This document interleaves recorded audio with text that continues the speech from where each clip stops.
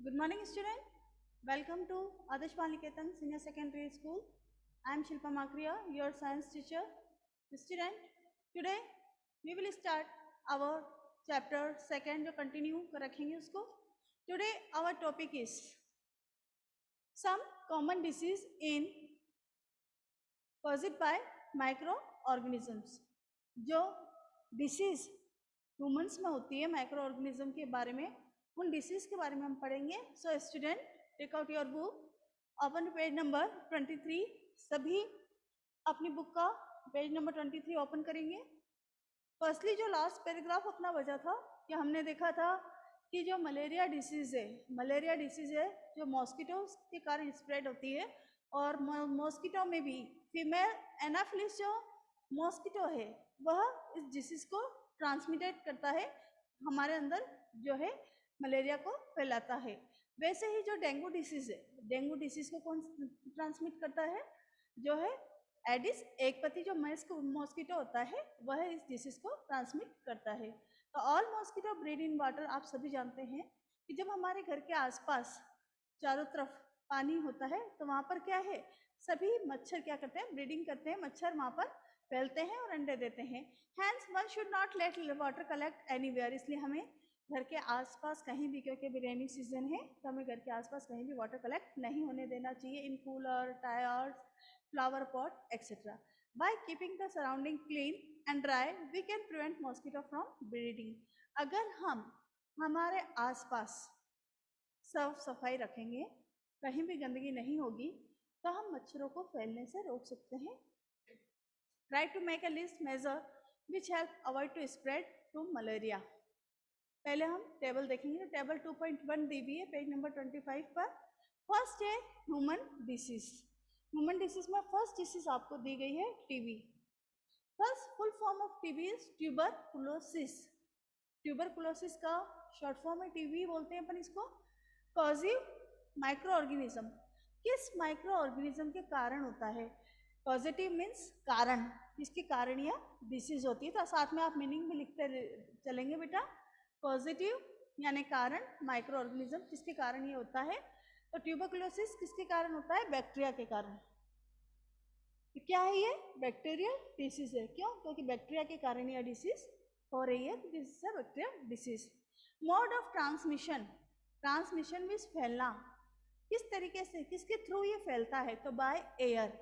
Air के through जो है, अगर किसी भी पर्सन को टीबी है तो, और वह टीबी में क्या होता है, कफ खांसी बार बार आती है, बहुत ज़्यादा खांसी आती है, काफ़ी लंबे समय तक खांसी आती है, कफ आता है. तो उसमें क्या है कि अगर वो पर्सन एयर में ऐसे ही खांस रहा है, मास्क वगैरह नहीं लगा रहा है, मुंह पे जो है हैंकी से मुंह को ढककर नहीं खांस रहा है, तो उसके जो अंदर के बैक्टीरिया है वो कहाँ आ जाते हैं? एयर में आ जाते हैं. और अगर आप लोग उस एयर के कांटेक्ट में आ रहे हैं तो हमें भी क्या है, यह डिसीज हो सकती है. तो बाय एयर इसका ट्रांसमिशन होता है. Preventive measure. प्रिवेंटिव मीन्स सुरक्षा.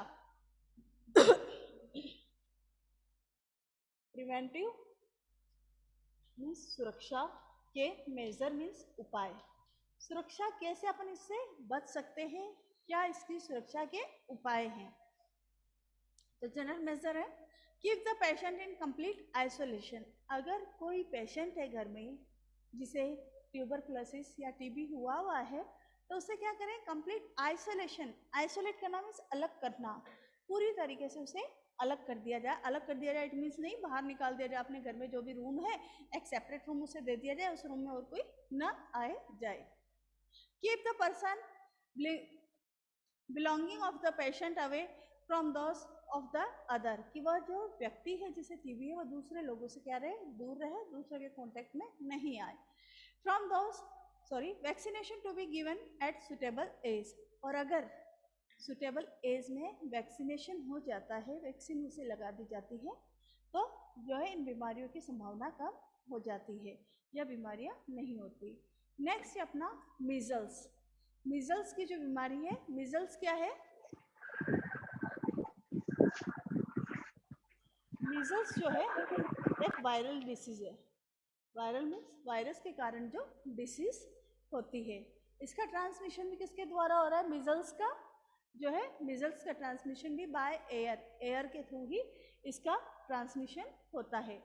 अब इसमें भी क्या है, नेक्स्ट है चिकन पॉक्स, जिसे अपन छोटी माता निकलना भी बोलते हैं ना, उसे चिकन पॉक्स, चेचक जिसको बोलते हैं, चिकन पॉक्स।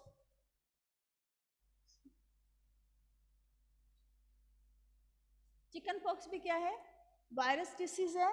और कैसे फैलती है, वायरस के कारण डिसीज है यह बाय एयर और कांटेक्ट। अगर आप उसके कांटेक्ट में आ रहे हैं, कांटेक्ट में आना मीन्स अगर आप उससे हैंडशेक करते हैं, उसकी यूज़ में ली हुई चीज़ें आप यूज़ में ले रहे हैं, तो ये डिसीज़ आप में ट्रांसमिट हो सकती है।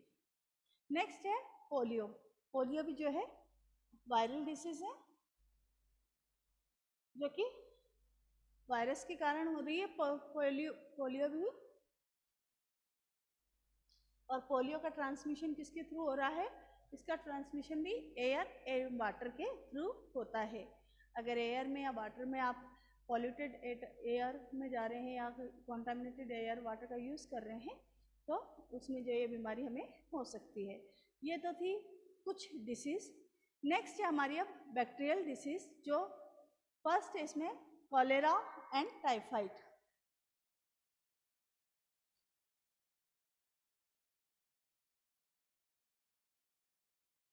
कोलेरा जो है बैक्टीरियल डिसीज है, बैक्टीरिया के कारण ये डिसीज होती है।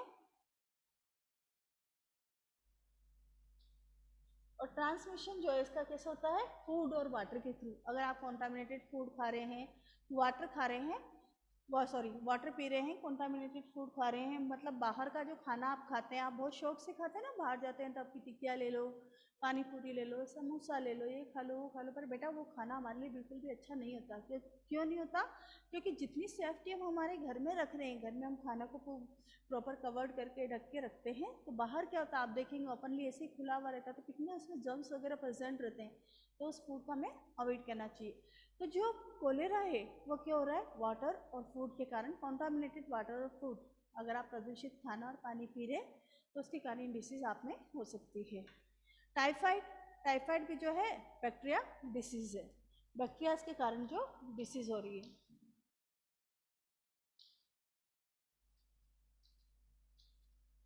टाइफाइड आप में से कई बच्चों को होता भी है, कई लोगों को टाइफाइड हुआ हुआ है, जिसको अपन भाव निकलना भी बोलते हैं, तो वो क्या है, बैक्टीरियल डिसीज है, बैक्टीरिया के कारण होती है।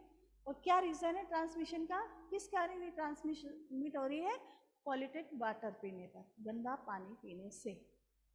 अब इनके प्रिवेंटिव मेजर क्या हैं, कैसे हम इनसे सुरक्षित रह सकते हैं, अपने आप को इनसे बचा सकते हैं। तो maintain personal hygiene.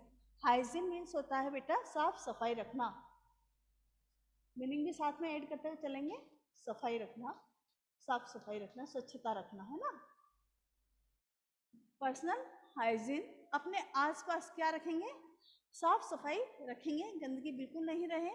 And good sanitary हैबिटेज, मतलब अच्छी आदतें आप में होनी चाहिए। खाना खा रहे हैं तो प्रॉपर हैंड वॉश करके खा रहे हैं, अपन आफ्टर मील खाना खाने के बाद हैंड वॉश कर रहे हैं, सुबह उठ के डेली टूथब्रश वगैरह कर रहे हैं, अपने टीथ क्लीन कर रहे हैं, तो सभी जो अच्छी हैबिट्स हैं आपके इसमें होनी चाहिए। Consume properly cooked food and boiled drinking water, हमें जो है प्रॉपरली पका हुआ भोजन ही खाना चाहिए। और बॉइल्ड वाटर, आजकल तो फिल्टर वाटर अवेलेबल है, तो आप फिल्टर वाटर का ही यूज़ करें। और वैक्सीनेशन जो है इसका भी टाइम टू टाइम होता है, तो वैक्सीनेशन लें। नेक्स्ट है आपका जो हमारी डिसीज़ है वह है हेपेटाइटिस ए। हेपेटाइटिस ए की भी जो है बेटा, शुरुआत में अगर आपके घर में कोई बेबी है तो बेबी को क्या है 6 मंथ में और 3 मंथ में जो टीके लगते हैं ना, वो इसी के लगते हैं, हेपेटाइटिस ए और हेपेटाइटिस बी के। शुरुआत में ही बच्चों को जो इनका टीके मीन्स वैक्सीन लग जाती है, जिससे कि आगे आने वाले समय में जो है हमारा बेबी इन डिसीज से क्या हो, प्रिवेंटिव रह सके, बचा रह सके। तो hepatitis A.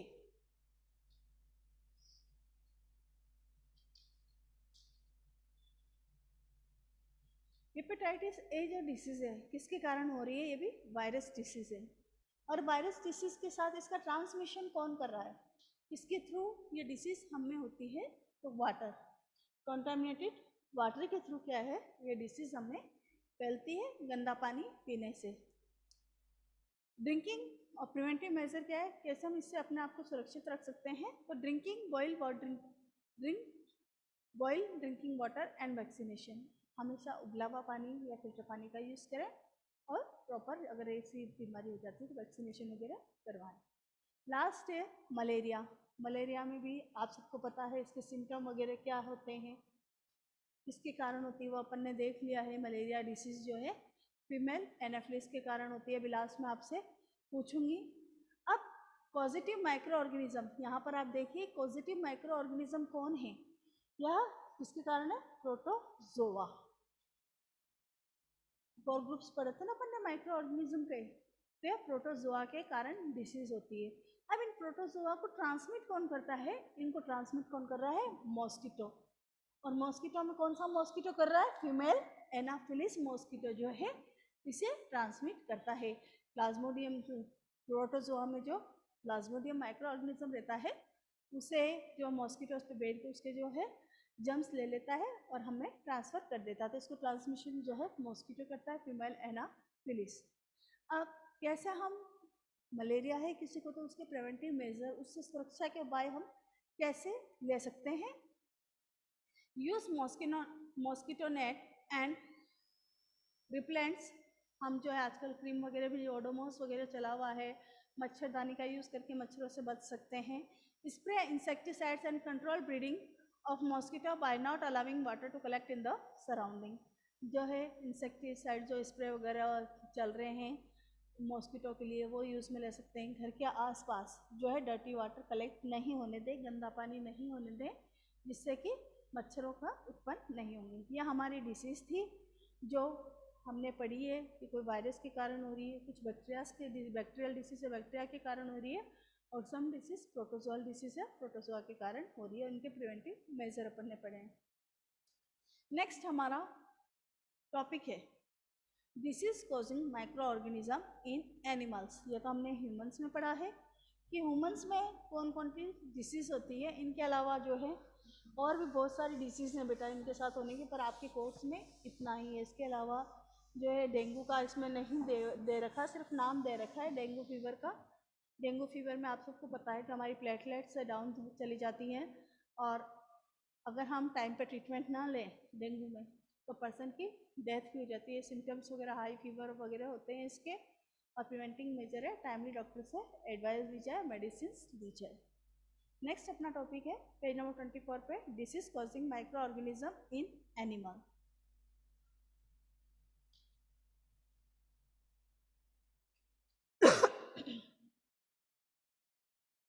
Disease causing micro organism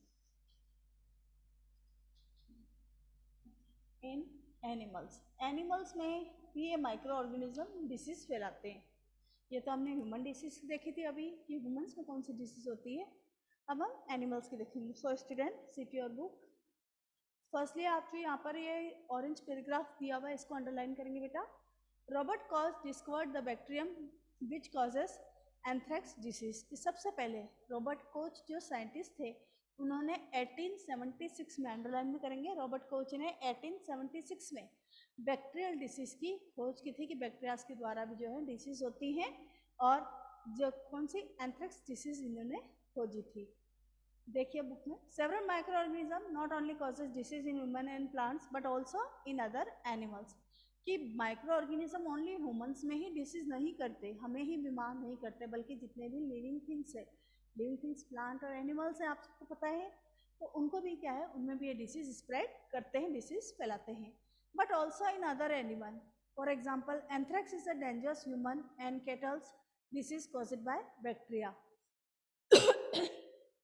sorry, कि जो एंथ्रेक्स है वह क्या है, एक कॉमन डिसीज है, डेंजरस खतरनाक बीमारी है ह्यूमंस और कैटल डिसीज के लिए।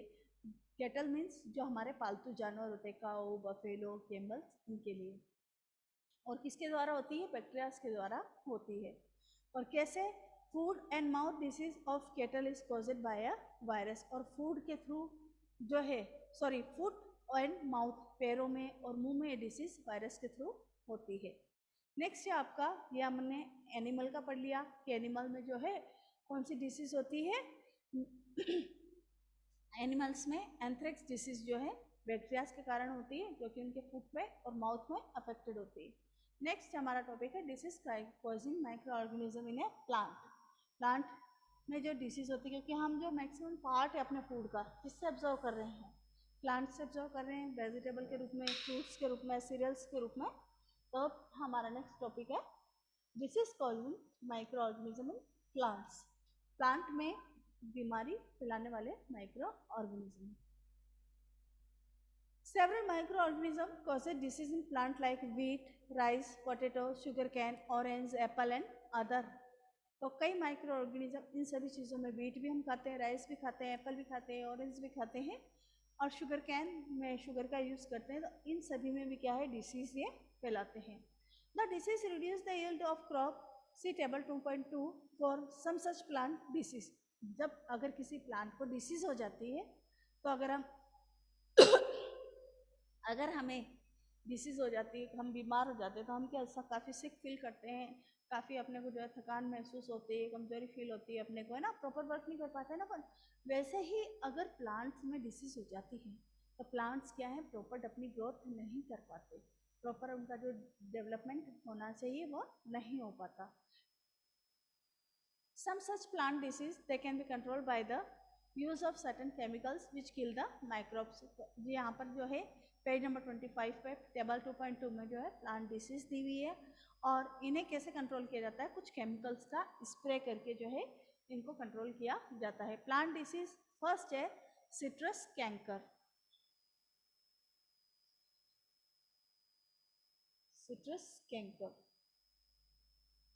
सिट्रस कैंकर जो डिसीज है वह कौन से माइक्रो ऑर्गेनिज्म के द्वारा होती है, प्लांट्स में। ये प्लांट डिसीज है। इससे पहले जो हमने डिसीज पढ़ी वो क्या है, एनिमल डिसीज है। तो सिट्रस कैंकर क्या है, प्लांट डिसीज है। किसके द्वारा हो रहा है ये, बैक्टीरियाज के थ्रू। कौन ट्रांसमिट कर रहा है इसको, बैक्टीरिया ट्रांसमिट कर रहे हैं। और कैसे ट्रांसमिट करते हैं, बाय एयर, एयर के थ्रू जो है इसे ट्रांसमिशन इसका होता है। सेकेंड है रस्ट ऑफ व्हीट। आप गेहूं पे देखते हैं एक बार ग्रीन ग्रीन स्ट्रक्चर कई बार लगा हुआ होता है गेहूं की बालीन पे, तो उसे बोलते हैं रस्ट ऑफ व्हीट, गेहूं का रोग। इसके कारण होता है, ये भी फंजाई के कारण होता है।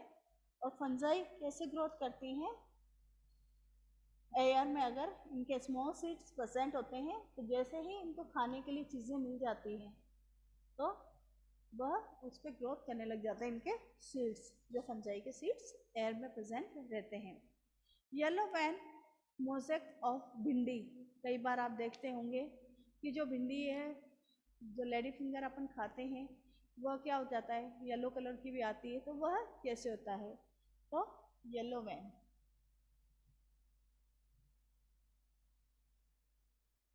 येलो वैन मोजेक ऑफ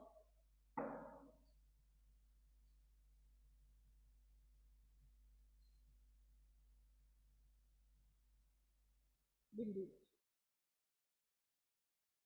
यह भी वायरस के कारण डिसीज होती है।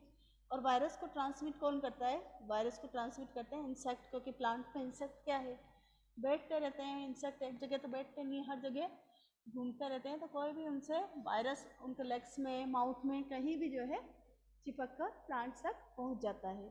तो ये हमने जो है 3 प्लांट डिसीज पढ़ी है। फर्स्ट इज एक citrus canker. Citrus canker disease किसमें होती है, बैक्टीरियल के कारण होती है और एयर के थ्रू ट्रांसमिशन होता है। आपने लेमन देखे होंगे, लेमन पे कई बार क्या होता है, नींबू जिसको बोलते हैं, इस तरीके के येलो स्पॉट आपको दिखते हैं ना, तो वह किसके कारण होते हैं, सिट्रस कैंकर डिसीज के कारण उस पर येलो स्पॉट्स दिखाई देते हैं। रस्ट ऑफ व्हीट फंजाई के कारण डिसीज होती है, ट्रांसमिशन एयर एंड वाटर के कारण होता है इसका। और येलो वैन मोजेक ऑफ भिंडी, ये जो है किसके कारण डिसीज हो रही है, वायरस के कारण डिसीज हो रही है। और इसको ट्रांसमिशन कौन करता है, इनको ट्रांसमिशन इंसेक्ट के द्वारा होता है।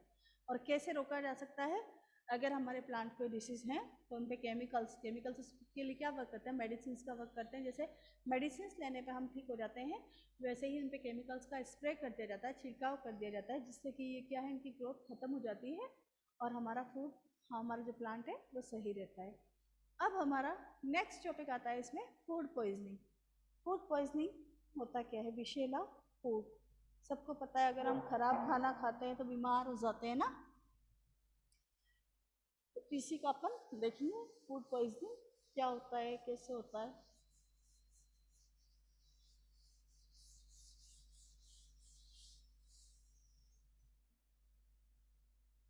नेक्स्ट अपना टॉपिक है फूड पॉइजनिंग।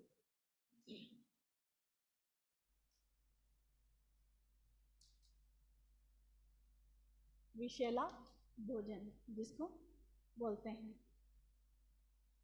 अब फूड पॉइजनिंग क्या होती है? बूजो was invited by her friend to a party and he ate a variety of food stuffs. कि बूझा, आप भी किसी पार्टीज में जाते हैं तो वहाँ पे बहुत सारी वैरायटी मिलती है ना, फूड की अलग अलग variety. One reaching home he started vomiting. तो वहाँ पर उसने सब खा लिया और घर पे आते ही क्या करने लगी? वॉमिटिंग। वॉमिट करना मीन्स होता है उल्टी करना, उल्टी वह करने लगी। And had to be taken to a hospital. ज़्यादा वगैरह वॉमिटिंग होने लग जाती है तो हॉस्पिटल भी ले जाना पड़ता है डॉक्टर के पास। The doctor said that the condition could be due to food poisoning. कि उसकी जो ये कंडीशन हुई है किसके कारण हुई है? फूड पॉइजनिंग के कारण हुई। मतलब उसने खराब हुआ खाना, विषैला भोजन जो है खा लिया है, जिसके कारण वह बीमार हो गई है। Food poisoning could be due to the consumption of food spoiled by some microorganism. कैसे अंडरलाइन करेंगे? फूड पॉइजनिंग होती कैसे है? फूड पॉइजनिंग जब हमारा फूड ओपनली पड़ा हुआ रखा हुआ है, खुला है, उसको प्रॉपर आप ढक के कवर करके नहीं रख रहे हैं, तो उस पर क्या माइक्रो ऑर्गेनिज्म आते हैं। माइक्रो ऑर्गेनिज्म आने से उस पर ग्रोथ करना स्टार्ट कर देते हैं और हमारे फूड में क्या है? पॉइजन बनना स्टार्ट हो जाता है, जो हमारी हेल्थ के लिए क्या होता है? काफ़ी बैड होता है। सो अब डेफिनेशन आप अंडरलाइन करेंगे। Microorganism that grow on our food sometime produce toxic substance. Toxic means होता है विषैला। कि जो माइक्रो ऑर्गेनिज्म है कई बार क्या करते हैं? हमारे फूड पे क्या कर देते हैं?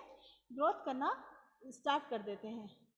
तो ग्रोथ करना स्टार्ट करने पर हमारे फूड पे क्या कर देते हैं? वो टॉक्सिक सब्सटेंस छोड़ देते हैं, विषैले पदार्थ छोड़ देते हैं।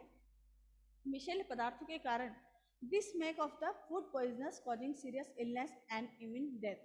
जिसके कारण क्या था? हमारा फूड जो है विषैला हो जाता है, जहरीला हो जाता है। पॉइजन मीन्स जहर, जहरीला हो जाता है और जिसके कारण हम बीमार भी पड़ जाते हैं। और कई टाइम समटाइम्स क्या होता है? ये इतना डेंजरस होता है कि पर्सन की डेथ भी हो सकती है। कई बार अपन न्यूज़ पढ़ते हैं ना कि कहाँ पर खाना खाने से इतने लोग बीमार हो गए, खराब खाना खाने से इतने लोगों की डेथ हो गई, तो वह फूड पॉइजनिंग के कारण ही होता है। So it is very important to be preserve food to prevent it from being spoiled. तो इसके लिए ज़रूरी क्या है? हम अपने फूड को क्या रखें? प्रिजर्व रखें, सुरक्षित करके रखें, ताकि हमारा फूड स्पॉइल ना हो। स्पॉइल ना होने पर हम बीमार ना हो। अब यहाँ पे जो वर्ड आया है प्रिजर्व, तो प्रिजर्व की भी आप मीनिंग लिखिए, सुरक्षित करना, सुरक्षित रखना। नेक्स्ट हमारा टॉपिक यही बनता है कि कैसे हम फूड को जो है प्रिजर्व कर सकते हैं। तो नेक्स्ट हमारा है फूड प्रिजर्वेशन।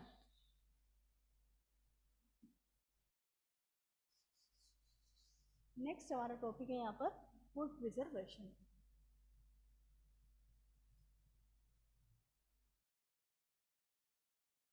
फूड को कैसे हम सुरक्षित रख सकते हैं, क्या उपाय मेजर हम यूज में ले सकते हैं, देखिए। In chapter first, we have learnt about the method used to preserve and store food grains. हमने चैप्टर फर्स्ट में देखा है कि कैसे हम ग्रेन्स को, अनाज को स्टोर करते हैं, सनलाइट में ड्राई करते हैं, सुखाते हैं और उसके बाद स्टोर किया जाता है ताकि उसमें मॉइस्चर प्रेजेंट ना हो। और मॉइस्चर के एब्सेंस में क्या होता है? जनरली माइक्रो ऑर्गेनिज्म जो है इजीली ग्रोथ नहीं कर पाते, बैक्टीरिया, इंसेक्ट वगैरह। तो how do we preserve cooked food at home? तो बने हुए खाने को हम कैसे प्रिजर्व कर सकते हैं? वो तो था ग्रेन को हम सुखा के, नीम लीव्स की डाल के, कुछ केमिकल्स ऐड करके हम जो है ग्रेन को सुरक्षित रख सकते हैं। तो यहाँ पर है कि कुक्ड फूड, बना हुआ खाना कैसे प्रिजर्व कर सकते हैं? तो you know that the bread left unused under most condition is attacked by fungus. अभी जो अपना रेनी सीजन है, ब्रेड घर में ला रहे हैं, तो आप अगर उसको खा लेते हैं लाते ही, और लाने पे भी आपको पहले चेक करना चाहिए। आप कई टाइम आप ब्रेड्स वगैरह खाते हैं तो ब्रेड्स के जो कॉर्नर्स होते हैं उन पे भी क्या है, कई बार कई लोग पसंद करते होंगे, आप में से वैसे तो खाना नहीं चाहिए बाहर का खाना, इनके जो कॉर्नर्स पे हैं जो ग्रीन कलर के स्ट्रक्चर्स लगे हुए होते हैं, तो अगर आपकी ब्रेड जो है काफ़ी 2 या 3-4 डेज अगर पुरानी है तो उसमें जो है माइक्रो ऑर्गेनिज्म ग्रोथ करने लग जाते हैं। और घर में भी अगर हम ब्रेड को 1-2 दिन हो जाते हैं तो आप देखते हैं उस पर जो है ग्रीनिश स्ट्रक्चर दिखाई देने लग जाता है फंगी के कारण। Microorganism spoil our food, और ये माइक्रो ऑर्गेनिज्म क्या है, हमारे फूड को क्या कर देते हैं, स्पॉइल कर देते हैं. Spoil food emits bad smell and has a bad taste and change the colour. और अगर हमारा फूड स्पॉइल हो गया है तो उसका टेस्ट क्या है, टेस्ट भी चेंज हो जाएगा, उसका कलर भी चेंज हो जाएगा, और उसमें स्मेल जो आती है वह भी चेंज हो जाएगी, खराब स्मेल उसमें आने लगेगी. इस spoil of food a chemical reaction, ये एक केमिकल रिएक्शन है, हम आगे पढ़ेंगे केमिकल रिएक्शन के बारे में. पहली thought some mangoes but she could not eat them a few days. पहली जो है कुछ मैंगो लाई पर कुछ दिनों उसने नहीं खाए. Later she found that they were spoiled and rotten. तो आपके घर में भी अगर मैंगो होते हैं तो आप देखते हैं थोड़े दिनों में ब्लैकिश वगैरह एकदम खराब काले काले हो जाते हैं, तो ऐसे ही उसके मैंगो भी क्या हो गए, स्पॉइल हो गए, खराब हो गए. But she know that the mango pickle her grand mother make does not spoil for a long time. जबकि मैंगो आप ला रहे हैं वो आप 2, 3 या 4 डेज में खराब हो जाता है, जबकि जो मैंगो पिकल्स है वो 2 ईयर 4 ईयर्स 1 ईयर तक वैसा का वैसा रहता है. तो क्या रीज़न है, शी इज़ कन्फ्यूज, वो कन्फ्यूज थी कि क्या कारण है, अभी मैंगो तो खराब हो रहा है पर जो मैंगो पिकल है, केरी का जो अचार है, आम का अचार है, वो काफ़ी लंबे समय तक प्रिजर्व रहता है, सुरक्षित रहता है. तो let us study the common method of preservative food in our home.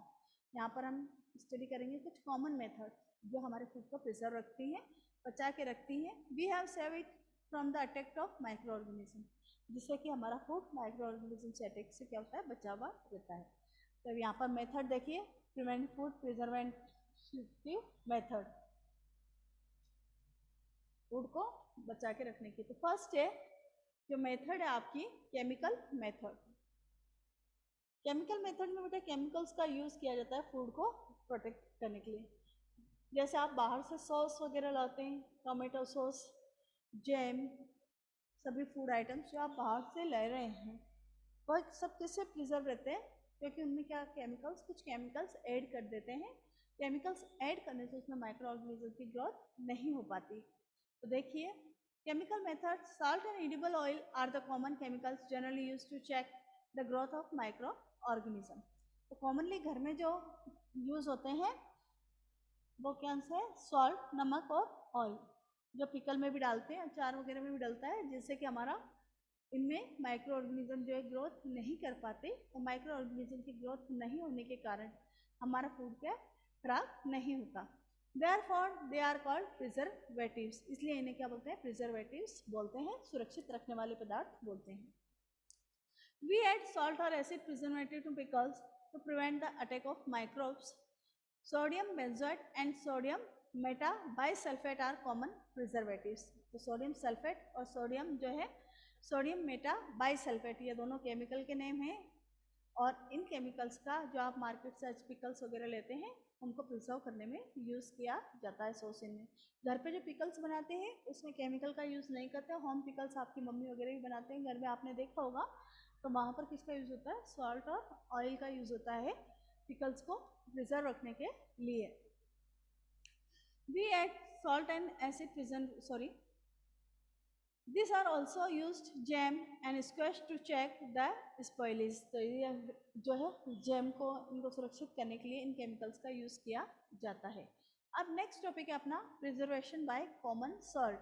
Salt के द्वारा हम कैसे प्रिजर्वेशन कर सकते हैं, कॉमन सॉल्ट से भी हम जो है प्रिजर्वेटिव फूड को बचा के रख सकते हैं. Common salt has been used to preserve meat, fish for ages. Meat को, मांस को, फिश को, इनको सॉल्ट में लगा कर अगर रख दिया जाए तो वह खराब नहीं होते और उनका हम बार बार यूज़ ले सकते हैं. Meat and fish are covered with dry salt to check the growth of bacteria. Salting is also use to preserve amla, raw mango, tamarind etcetera. इमली को, इमली में भी अगर नमक लगा के रख दिया जाए, मैंगोस में भी काट के अगर उनको सॉल्ट लगा के रख दिया जाए तो उन पर भी क्या है, माइक्रो ऑर्गेनिज्म की ग्रोथ नहीं होती और वह खराब नहीं होता. नेक्स्ट है प्रिजर्वेशन बाय शुगर. शुगर के द्वारा भी क्या है, हम चीज़ों को प्रिजर्व कर सकते हैं. जैसे जैम मीठा होता है, इसके अलावा आप जो आंवले का मुरब्बा खाते हैं वो भी मीठा होता है, उसमें भी शुगर ऐड होती है, जिसके कारण जो है इसकी ग्रोथ नहीं होती. तो jam, jellies, squash are preserve by sugar. Sugar reduce the moisture content and inhibits the growth of bacteria with spoil foods. जो शुगर है वह क्या कर देती है, फूड के मॉइस्चर को ख़त्म कर देती है, कम कर देती है, जिसके कारण क्या होता है, हमारा फूड क्या है, स्पॉइल नहीं कर पाता है, स्पॉइल नहीं हो पाता है और काफ़ी सुरक्षित रहता है। नेक्स्ट है हमारा preservation by oil and vinegar. Oil और विनेगर का यूज़ करके भी हम जो है हमारे फूड को प्रिजर्व कर सकते हैं, जिससे कि बैक्टीरिया इनमें ग्रोथ नहीं कर पाता है ऑयल और विनेगर का यूज़ करने पर, जिससे हमारी वेजिटेबल, फ्रूट, फिश, मीट ये सब जो है प्रिजर्व रहती हैं। हीट एंड कोल्ड ट्रीटमेंट, कि किसी भी चीज़ को, मिल्क को अपन बॉईल करके आप पैकेट मिल्क लाते हैं, बाहर से दूध वगैरह लाते हैं, तो उसको 2-3 डेज जो है कंजर्व किया जा सकता है। ठंडा रख के फ्रिज में रख के हम चीज़ों को सुरक्षित रख सकते हैं। तो यहाँ पे जो है आप देखिए मेथड दी हुई है, पाश्चराइजेशन मेथड की डेफिनेशन भी आपको देखनी पड़ेगी। You must have observed your mother boiling milk before it is stored as used. Boiling kill many microorganisms. Similarly, we keep our food in the refrigerator, low temperature inhibit the growth of microbes.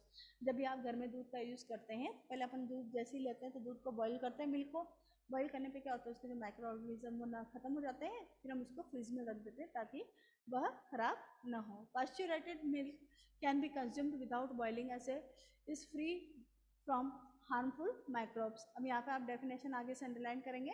The milk is heated to about 70 degree Celsius for 50 to 30 second, कि जब milk को boil किया जाता है 70 degree Celsius पे 15 to 30 second, and the suddenly chilled and store, और एकदम से फिर उसे ठंडा करके जो है स्टोर किया जाता है। By doing so it prevent the growth of microbes. This process was discovered by Louis Pasteur, जिससे कि उसमें जो है माइक्रोब्स की ग्रोथ को रोका जा सके। और इसको डिस्कवर किसने किया था, इस मेथड को अंडरलाइन करेंगे, लुइस पाश्चर जो साइंटिस्ट थे उनने इसे डिस्कवर किया था, इसलिए इसे पाश्चराइजेशन मेथड कहते हैं।